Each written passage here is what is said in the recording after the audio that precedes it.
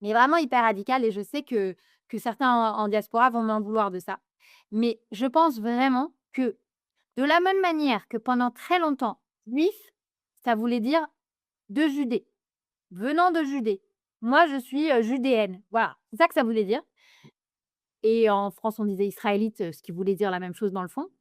Je pense que à terme, israélien voudra dire juif et inversement. C'est-à-dire que Bah, les antisémites, ils nous le font, ils nous on l'entend tous les jours. donc ils auront la vie facile, mais en réalité, le quand on voit à quel point, les juifs français sont constamment renvoyés à leur double, identité, constamment, sur les réseaux sociaux. Je pense, à Noémie Aléolia sur LCI, je pense à Simon Moss sur X, d'accord? Des exemples récents, mais c'est constant. De toute façon, on est tout le temps en train de les renvoyer à cette double identité et de toute façon, sachant que la majorité du judaïsme mondial vivra en Israël dans très peu de temps, la taille des communautés forcément sera plus petite et l'identité double, je pense qu'elle sera de plus en plus compliquée dans le sens où, en fait, ça va aller soit vers l'assimilation complète, c'est-à-dire, nous sommes français et nous avons laissé tomber nos origines, juives, soit vers le repli vers Israël, mais en réalité, il y aura plus tellement parce que le judaïsme est une religion,